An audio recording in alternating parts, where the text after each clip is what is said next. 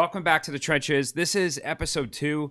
Again, this channel is about creating content for the founders and doers of Solana and the crypto community more broadly. I look at live streaming as the future. Again, as my role as a venture capitalist at a tier 1 venture firm, I'm on podcasts all the time.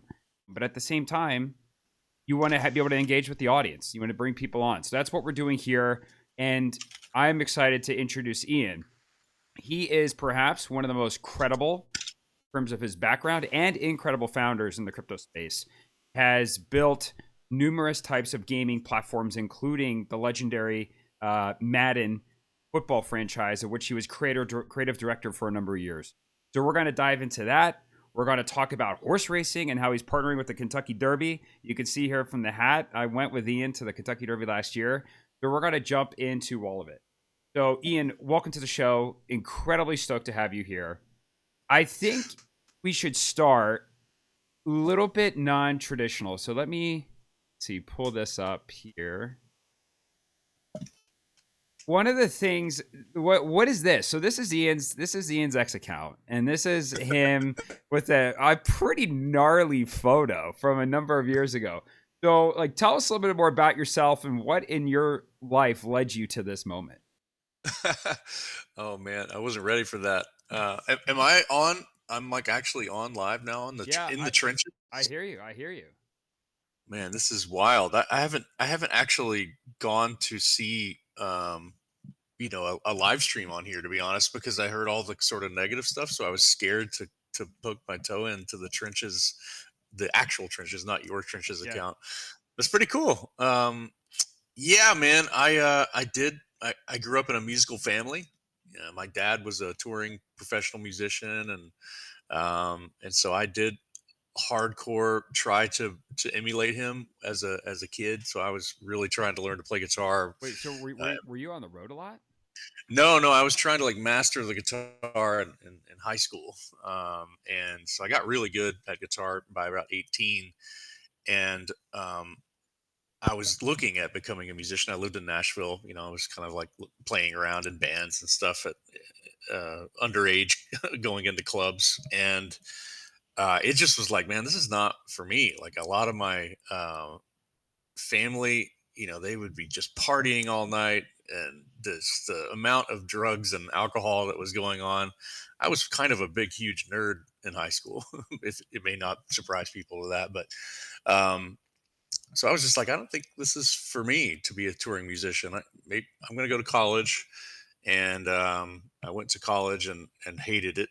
And all I did was play video games because that's all I had done growing up. And my sophomore year, a friend of mine got a job offer to become a uh, game tester at EA Sports, and they let me come along with him. I didn't even interview or anything. I just showed up at the door of EA Sports in the summer, and they're like, "Yeah, sure, whatever, man. You can go test Madden if you want, Madden PC." And I never left. I was just that was it. That was the perfect job. That was exactly what I'd wanted. I had to make sure we got this. Yeah, You started as a game tester for Madden. That just walked in the door, and then by the end, no you interview. were creative director of the entire of at least one of the years of the games within the franchise, right? Yeah, many years. Yeah, I mean that's the when I said it when I walked in, I'm not leaving. It was true. I wasn't until it was on my own accord. I worked my way up from tester to lead to producer to a creative director, and it was a long slog. 10 years that I worked there, and Madden 10 was the first year that I was the creative director, and very proud of that one. But I mean, really, the games that I worked on where I was sort of the head producer, Madden 04 and Madden 05, those are actually the things I'm most proud of. Those were real game changer games. Of course, the core of the game was well set in place before I got there, and so it was an amazing game already. But I got to kind of put my little spin on it. Things like the hit stick or owner mode or these types of things that we added in those years. It was a really small team. There was only 2 production guys working on this stuff. And so it was just we really felt like we had a huge impact, and worked 100-hour weeks, but loved every second of it, So Yeah, yeah, that's how it happened, man. And then yeah, I started my own company, and after leaving EA, I did a little bit of a stint at FanDuel and at Wait, Zynga. let's stop at EA for a second. We're gonna get the Yeah, photo finish. We're gonna get there, but I think this is really interesting. So you have a really funny story, if I recall correctly, about the hit stick, yeah, about somebody getting hit and hit and hit. So yeah, maybe we can talk about, again, for those who don't know the hit stick. It was probably the most iconic video game, let's say, move or experience, where you literally hit a special button combination and absolutely jack up the player, more likely to create a fumble. It was like the yep. thing is to, hit stick, especially if it's someone like Brian Dawkins and you're using the hit stick. I mean, it was legendary. It was such a fun experience to do and timing it right.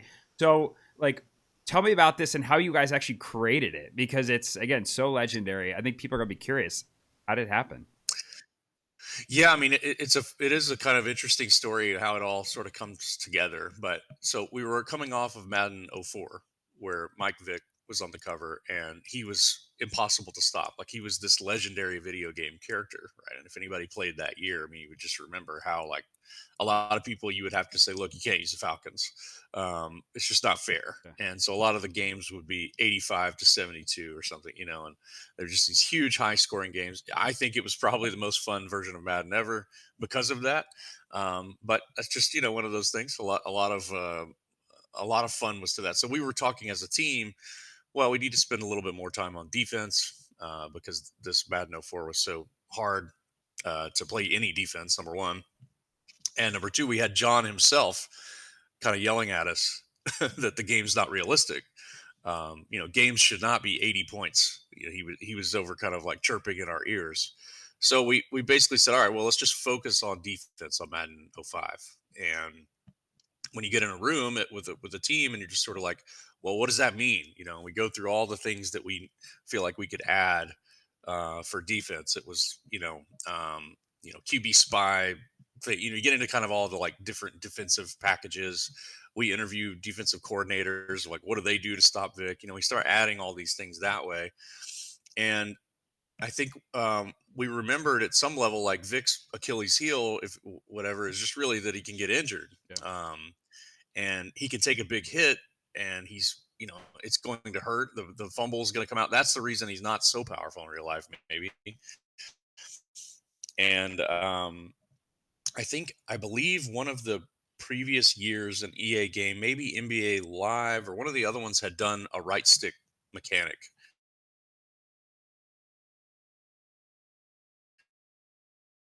You know, the right stick, and that was really it. That was a so I was in charge of Hey, Ian, doing, by the way, and you're starting so to cut basically, in and out a little bit. It was oh, fine in the beginning. It just started happening in the past 30 seconds. I don't know if there's something that's changed. Just maybe my microphone is it better? I'll make sure I'm not touching Oh, anything. I think it's video. It's like the video more is cutting in and out. Oh, make sure I'm not on.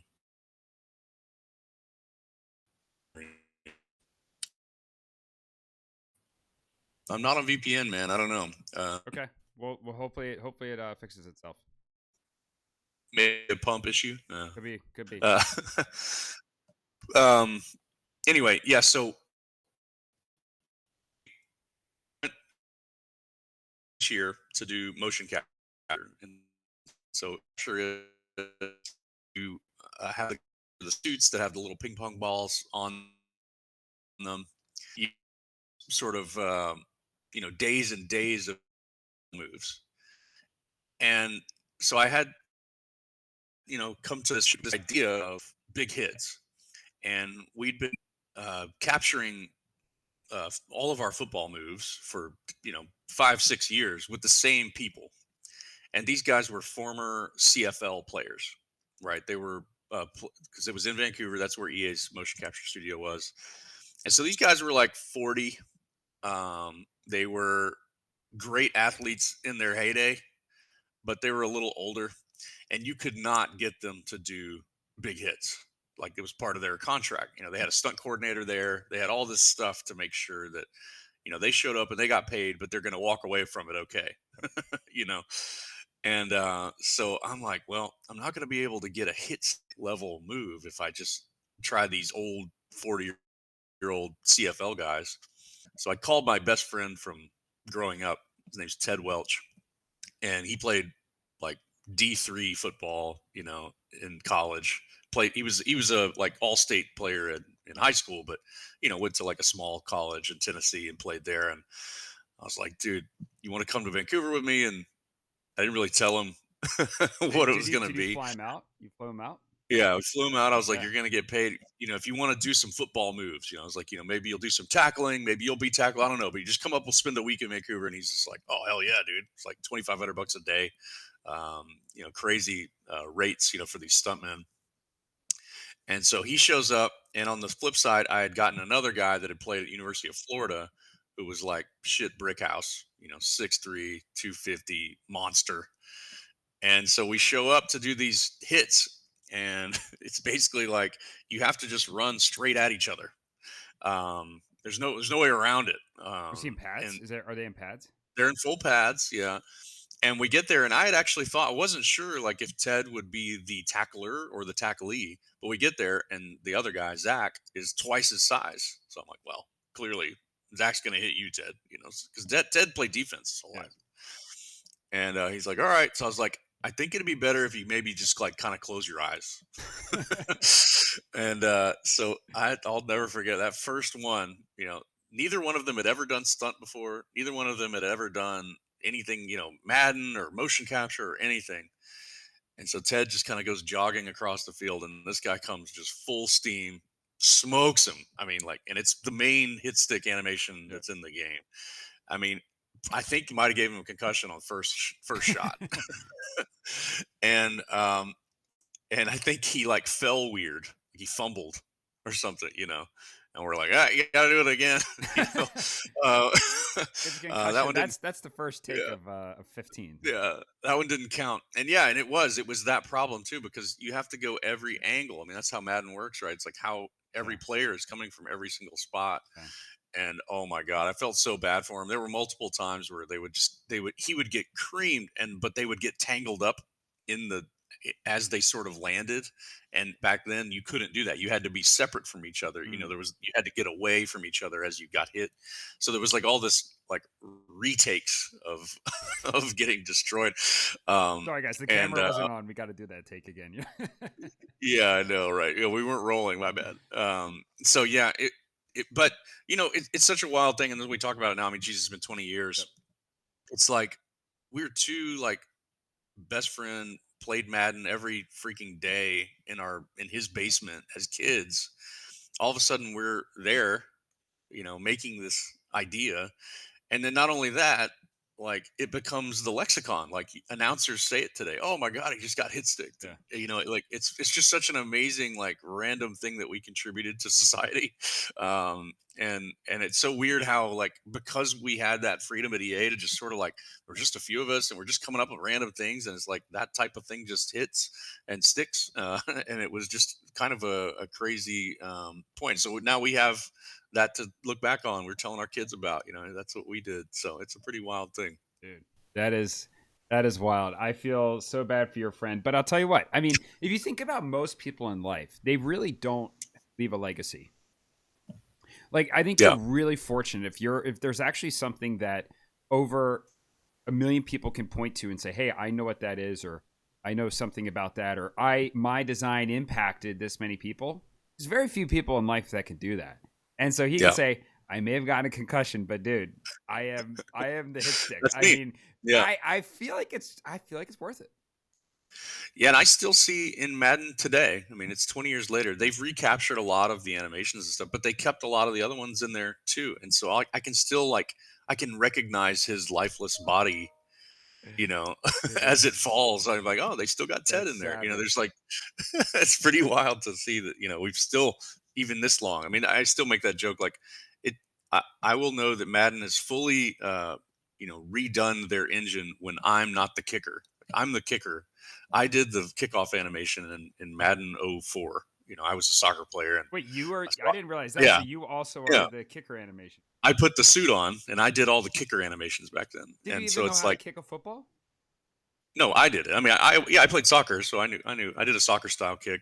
And Yo, I feel like that's an insult to all the NFL kickers. They're like, oh, bro, it's the same, it's right? just a soccer kick. Yeah, it's not. I mean, it really isn't that crazy, but I did that 21, 22 years ago, and every trailer of every Madden, they start with a kickoff, and I'm like, that's still me. I can still tell that's me. So one of these years they're gonna throw me out because I've been talking about it so much. I'm like, um, but I yeah, didn't know the piece about the kicker. That's interesting. So yeah, as you guys can it's see, and by the way, it looks like our live streamers are going up now. This is Ian Cummings. He's CEO and founder of Photo Finish, which we're just about to get into. But in his prior life, he was the creative director of EA Sports' Madden franchise and some of the specific games there. Which, again, if you're my age, growing up, I mean, that was the game. It was that. oh yeah, It was Super Smash Brothers on NES. It's funny when you were talking about the 2004 Falcons and Michael Vick. Reminded me of playing certain characters like Jigglypuff and Kirby right. in the Two OP original in Smash. NES, and like if you're Kirby, you could get all the way off the map, and you would always find a way to make it back. And you also had the double down kick when you could just drill people straight down, and you could puff out of Yeah, anything. So it's this unfair advantage, and I do think that like your versions of Super Smash weren't as fun. There's just something about that initial yeah, version, even if it's unbalanced. in its Hmm. imperfection, it was really special.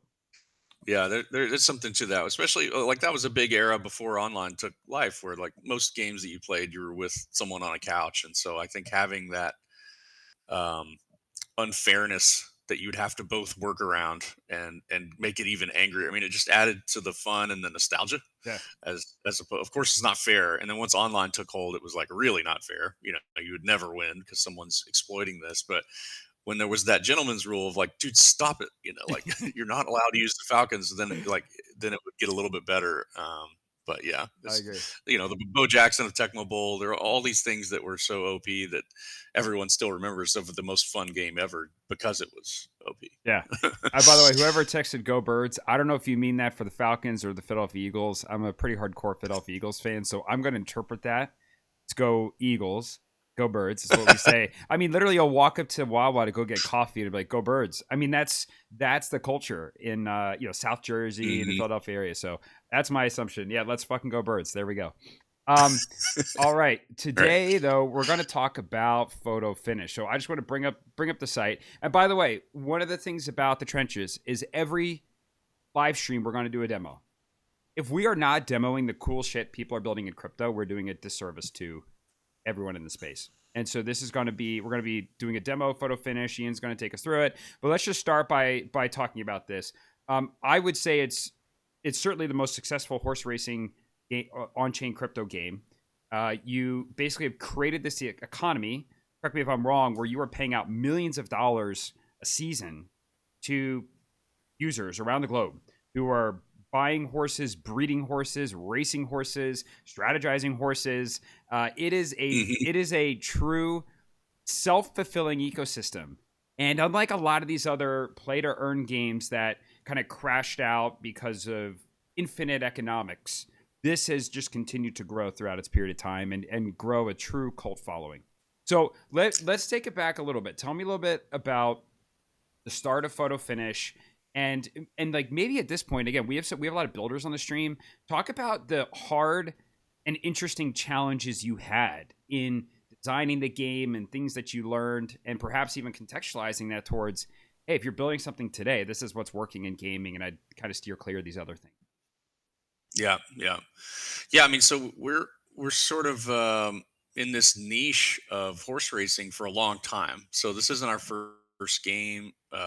Third time has been an operational studio. We just had our 10-year anniversary this month, so it's like we've been around as a team, as a group of co-founders and stuff for a long time, and we made horse racing games. That was our little area that we found when we started, and we have two horse racing games that were pretty big successes on mobile.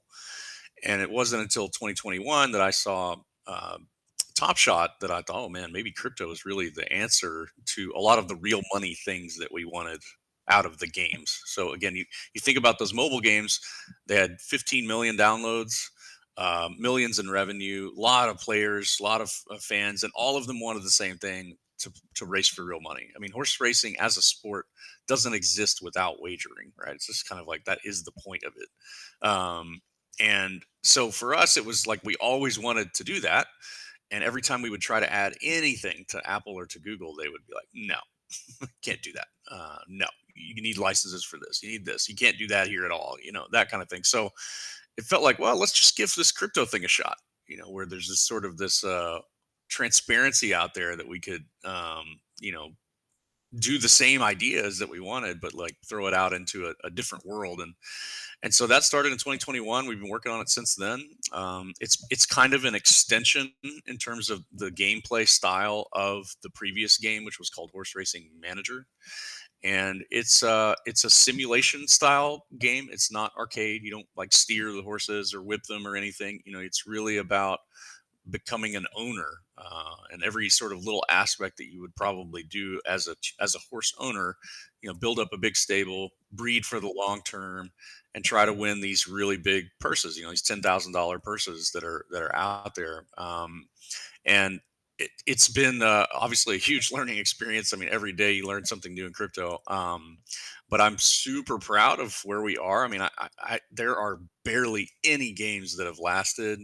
There are barely any teams that are still here, even from when we minted. So it's just like to show that we are a true survivor, as well as to ride the FTX stuff, to be on Solana, to deal with all the sort of hassle, and then to have a game that the community is still as vibrant and as amazing as ever. And yeah, like I said, we're actually after the sort of initial speculative crazy phase.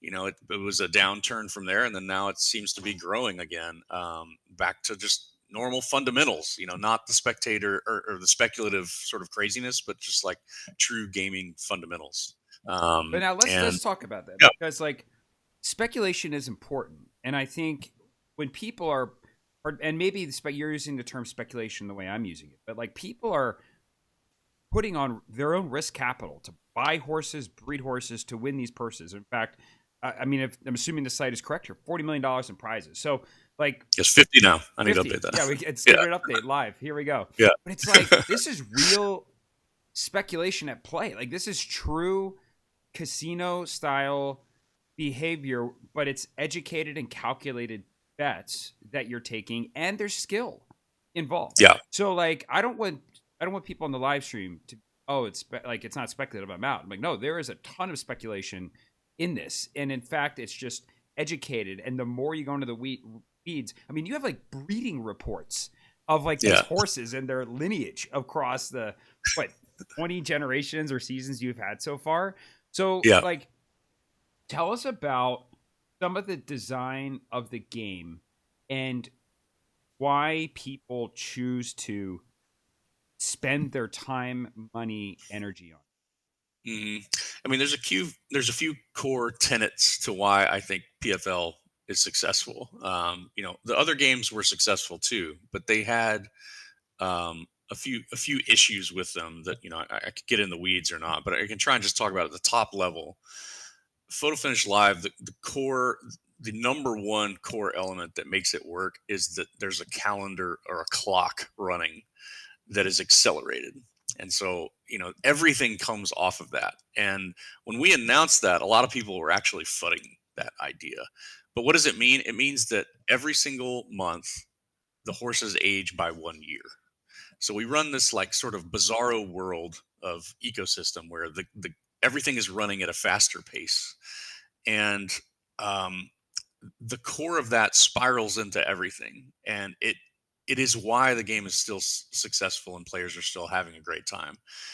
And that came from my experience, of running previous games and seeing previous games. So let's just talk about Zed Run as an example of like everyone was so bullish. I mean, Zed Run probably raised $100 million. They sold $100,000 horses. Everyone's so excited. So in Zed, and I saw this from the beginning, like no horse ever exits. We call that a power curve or a power creep, typically in video game stuff. That is a problem that you're going to have to deal with, which means that someone that gets an amazing horse early is going to be tough to be usurped later by someone new. And there's sort of over time, that creep will continue to happen forever. And so it felt like for us, this sort of idea that just like real life, horses only usually run if they're really good for 1 year. They leave, they exit, and they go start breeding. It was like this huge eye opener. Like, of course, it should be this way. It has to be this way, and that will make the game sustainable. And so that idea of it moving at a clock, which is still accelerated from real life, but also kind of slow, is what has made everyone stick. So you can have a bad season in photo finish. You can start the game. You go buy 3 horses. They all suck. You're just like, man, this is terrible. I'm losing. I lost $500. Just like this is awful. I'm gonna go ahead and breed these 3 and see what happens. Well, then there you go. Now you're on the hook for at least 2 months from now. You've got to wait to see how the babies are when they grow up. And then horses in our game have all these in-depth, as you said, genetics and bloodlines and things. So it can start to scratch this very long-term meta that, like, all right, well, I had a rough season there, but like, actually, if I stick with this, I see something that other people are not looking at right now, and I'm going to move towards it. And I'm going to, in 6 months from now, I'm going to be dominant. And that's what keeps happening. People new show up that are really, like, smart players. They play poker, or they're hardcore into daily fantasy, and they're into strategy. I mean, that's really what this is. It's a strategy game. And that monthly rollover of refreshing everything is the core of all of it. It gives you a fresh start. It gives you something that you have to come back for. I mean, every game I've ever worked on, this is the dream that, like, there's something part of the core that makes you come back over and over and over again. And there's always some forced thing. Oh, you'll get a daily bonus, or we'll give you a new loot box if you come back in 28 days, or we'll send Hmm. you emails. And we haven't had to do any of that. No live ops, no nothing. It's just purely the game engine and the core of it itself. And so that's what I love.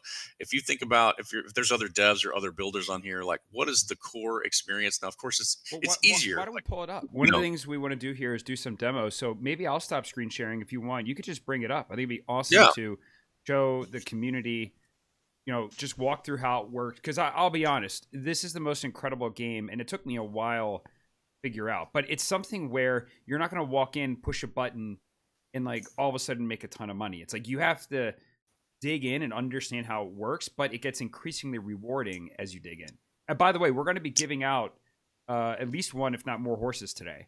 And so we're going to yeah. figure out with Ian, we can do that live. Maybe we'll do that as part of the demo or just after the demo. But again, last stream we had Todd from Baxis, and we gave out a $150 bottle of whiskey. And today we're going to give out some horses that you can use to start racing, start speculating, to start making money on. And it's a different form of the trenches that exist. So again, the trenches are for everyone. Yeah. Every stream, one demo. Everyone knows the rules. Yeah, so again, at its core, it's an ownership experience. And so I try to kind of, like, it's really difficult sometimes to not get in the weeds, because it is one of the deepest games, if not ever. Like, obviously, one of the ones I've made. All that experience of working on Madden owner mode and franchise mode and player attributes and all that stuff, all that, I've, like, crammed that same archetype stuff into this game. But at its core, I mean, it's straightforward, which is like, I'm going to go to the marketplace. I'm going to buy a horse. Let's say here's Donkfest, for example, and I'm just going to go race him. And, Do people come up with that their own level, I names guess I like would need a, Donkfest? yeah, Somebody just came yeah. up with their own name. It's my favorite. They name their own horses, and sometimes they're a little off color, and we What's have to, what's some of change them. the best names you've seen? Oh God. I mean, yeah, we could look at any race, and you'll probably get a laugh out of them. If we just say, like, let's see what's the top stats, top horses. I mean, Uranus is Uranus, great. classic. It's total classic. Charlie Chaplin, Wait, Champagne would you Fever, say Uranus is the Ketchup. is the dark horse of the race? Yeah, of course. I mean, a few of these that are they're great. Can pork chop, because they're super successful. Like, it became this horse won, 50, $60,000 or whatever. It's like, that's then the name becomes legend of the offspring of pork chop. You know, it's pretty great. So yeah, Barry White. There's so many great, man. That's There's great. Daenerys, as real as it gets. So yeah, I mean, obviously that there's tens of thousands of horses that have been bred over these. We're in season 28, so that's 28 years of Horse racing. bloodlines have Yeah. happened. Uh, yeah. So anyway, yeah, you buy a horse and then you go enter it into a race. So if we bought any one of those horses, and we would just basically, the skill of the game is just like real life, trying to find the best race match for your horse. Is like, is it good at this thing, bad at that thing? And you don't have to be the best horse in the whole game. I think that's a misconception a lot of people have. Like, there are tiers and slices of every type of race, and so there's sort of all you got to do is beat 4 or 5 other race horses. You don't have to beat the entire field. You don't Yep. have to win the Triple Crown. Yep. But yeah, that's really, yeah. You come in here and you find a race. Okay, like, out of 2-year-old, I feel like this Rush Stakes Juvenile sounds like maybe enter. You enter this. You register your horse for the race, and then you wait. So this one's closing in 20 minutes. It's going to be on, and it's going to race in about 40 minutes, and then you just kind of wait and see how you do. This one earns qualifying points to a larger series, for example. So you would be racing for higher money later. There's a lot of like the tournament style things, but at the top level, if you're interested, if you're a strategy person, if you're here in the trenches and you're looking for something to do while you're waiting for the charts, it's one of those games that doesn't take that much up front. You get one horse, you enter it into one race, you wait. The horse has to recover for like 24 hours. So it's not a huge lift. It's the same as setting your lineups on daily fantasy, and then you're done. But if you want to start getting into breeding, if you want to have 20 horses, all that stuff will start becoming a huge downward spiral into amount of work. But at the top level, it's pretty fun. And one of the most exciting things that I've seen as a success story is when groups of friends do it. So Mhm. 3 friends or a DAO of a token go and they say, let's buy 3 horses together. We'll pool our money so that we can buy something better.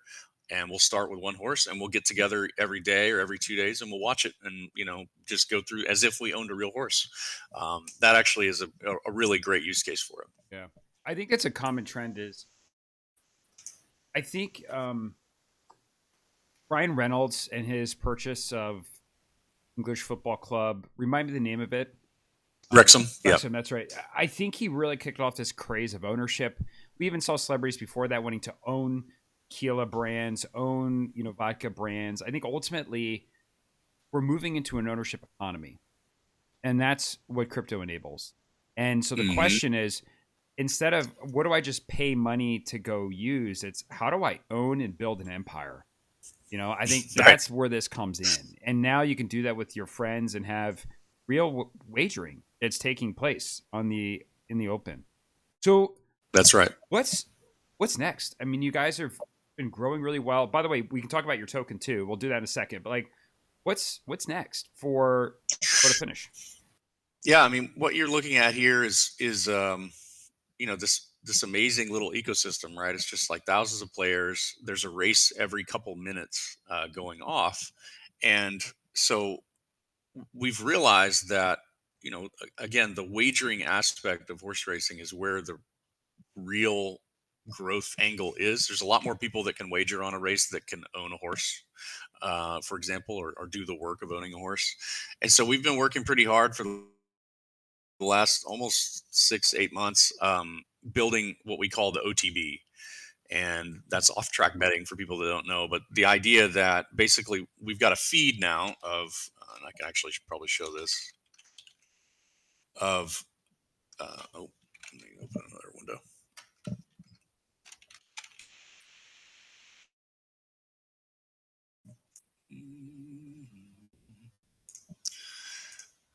We've got a feed of all those same races that are happening in photo finish over on this site right now. It's called So otb.live. is It's this kind of where a working people are betting on title. real races and now they can bet on virtual? Is that what's going on here? Not yet, no. But the plan is, as we get into it, is and I've talked a little bit about this on my X and stuff. If you see, is that this is now purely on Solana, um, smart contract only, doesn't require accounts, permissionless, transparent, fast, cheap, all the great things about Solana. And so you can think of photo finish as just like it's sending its feed out now, and this is the first product that's taking that feed in and allowing people to bet on it. And so this product could also take now, over the future, use the same smart contract and do other pools. It doesn't have to be only photo finish pools, but this is what it's starting as. And so we're really excited to see this as now our community that we've got, as well as crypto at large, drop in on an event and just easily use Solana, use USDC. It's ultra simple, and you'll see it, and actually just pick horses in a very realistic and authentic way. You can do pools. You can say I want to do trifectas or superfectas or any of the exotic bets, and follow along that way as a spectator. But so that's just sort of part one Wow. of where this is going, and there's more that we'll be announcing pretty soon. But the core that if you can probably read between the lines a little bit, but the core here is that there is a smart contract underneath this that allows anything to be bet on in a pari-mutuel pool based way, and OTB uses that contract. The contract's called open tote, and OTB uses the feed from photo finish. But could other things use the other feed from anywhere else? Yes, and that's what we're going to be working and showing soon. I love that. I mean, I think it's it's you're going to be able to grow volume 100x with this, because Yeah. now you can be in a casino somewhere or online at your house, and you can be betting on horses. And the thing is, horse racing, I mean, I don't know, in real life, how many horse races are there a week that people bet on? I mean, there is a lot. There's always something running, but there are huge gaps in time, Yeah. It's not consistent. Like, you can run and consistent that's races that, yeah. you We're know, 24/7, yeah. and you can see there'll be big chunks. This is like there's stuff in the UK and Ireland right now because there's nothing happening in the US, Yep. and then later tonight there'll be a switch over into Hong Kong or something. But there are huge gaps in real racing, that we can always fill. And I think that's a really exciting part, as well as we can have pools for other things that we'll get to. So yeah, I think it's a big unlock, that really had to be born out of sort of the game core having this great community and content engine. I mean, it's unreal. Like, there is a race running every few minutes because of this amazing community of players, Yep. and now people across the world can wager on that. And that's something we've always wanted. That's always been the core and idea, and that's how real horse racing works, right? Like, all the money from the wagers goes to the purses, and that's why people race horses. And so it's hopefully that true final form of photo finish is this really sustainable loop of wagering funds helping supply purses. Then it can last forever. Wow. All right. Do you have a hard stop at noon, or can you go over by 5 minutes? I can keep going. Okay, cool. Yeah. So what we're going to do, by the way, for those on the live stream, we're going to talk a little bit about Crown, which is the token governing photo finish ecosystem. And then we're going to talk and end on the trenches. Okay, so let's talk about Crown. You guys launched Crown. It's the main governance and maybe even rewards token. The other thing it's used for is actually owning tracks, and basically, just like real life where people own tracks, they get a percentage of wins from the races. Crown gives you access wherever you stake it to earn rewards from those tracks. Tell us a little bit about Crown and what people can look forward to. Yeah. So I think if you're curious, I mean, it is an in-depth integration into the game. So a lot of folks, they can just say, it's just the token, or we use it to vote or whatever. I don't, we were really from the beginning wanting to try something very different with the token that actually mattered a lot. And so yeah, the core of that, you can go to photofinish.live/crown and kind of read the full white paper, all that stuff that like matters a lot there. But the core of it is that you becoming staking it, and by default you could imagine every track in the game is getting millions of dollars of action on it every season. Well, if we were a normal game, like, we would just take all the fees, like everything would just come to me, like I own the tracks, and then Churchill Downs, they own a track, so they get their money from every time you race there, they get theirs. But so what we did is like, well, what if you could, effectively buy the tracks away from us, and, take control of the track, and become a true, like, decentralized idea here, where we're still making all the fees off of everything else. But like, hey, if you guys can take control of a track, then you can have a lot of power and control over it that maybe we wouldn't do. You could go stream, you could go market it yourself Yep. because you're incentivized to do so. And so that's what we've been doing. I think it's, I think as of today, $9 million has been paid back to the people that are the Wow. owners of the tracks, which is just crazy. I mean, I kind of wish, oh man, maybe I shouldn't have allowed this feature to happen. I should have just kept Five the million 9 million. dollars, kind of nice, you know. But the concept is still strong, and effectively what you've got too is that a lot of people work together to try and become a majority owner. When you're a majority owner, you have even more control. You can choose who's advertising at your track. You could be working with people in the trenches that are launching their token, and they can put tokens into the track as a sponsorship where their logo shows up on the track. And then every time people that are racing, they're earning some of those tokens as they're like play to earn Mm, airdrops almost, but in sort of a permissionless, actually well integrated way. And so you can see that sometimes, oh yeah, Blockbet look at right that. now Yeah. is running a sponsorship over this. And the Blue Exotic, these guys, they'll have these different, someone will kick in a token, and actually some pretty fun tokens have shown up on here that I believe like Major and Lucy were two good examples of like they were just a million tokens were thrown into the sponsorship. The tokens shot up in huge value, and all the people that were racing were earning it for free. So it's kind of like a built-in play to airdrop, play to earn campaign that the track owners, we don't even get involved with it. The track Yeah. owners can do all of that. So it's been really exciting to see as an experiment. And again, if you look at the crown chart, a lot of people will be like, "Oh, this game's dead," because it did fire up and then now it's settled back down, but it's still up from when we started. And I think when you look at the stuff that we're building coming up, the actual betting, the OTB, all of these things all funnel through Crown. I think it's just one of those things. You have patience or you don't, and it doesn't really matter to me. But the Crown token is well integrated. It's not a shit coin. It's fully, it's all been fully diluted, if you want to call it that. So every token is out. There's no more, You're not going to have a increased bunch of supply. investors or a bunch of like prior stakers. It's going to be getting free emissions of it. Emissions Yeah, there's no more are emissions out. over. Yeah, Everything's everything's out. out there. So it's a pretty fun, again, it's a deep dive if you want to read, but it's one of those things that, again, there's the proof is in the pudding. People that have bought the crown and staked it have earned $9 million. Like, I don't know of any other game tokens that have worked that way, and this is really a core part of photo finish. It's not.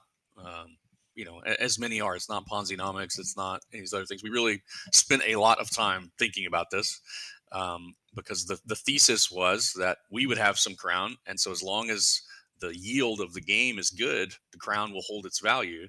And I think that's true. Like it kind of has, even though it's gone down, it's held a lot more value than most game tokens, Yep. which just kind of speed run to zero. Yeah. So And I think that the thing is, like, some of these tokens don't have like, they can just literally go down to $0. It's purely yeah, hype and speculation, which, by the way, we love the casino. Like, I yeah, am all about yeah. it, but there's no floor. Here, there's a real economy that's being built. And so there's a natural floor price to Crown that should increase over time as you add more features, as the ecosystem grows.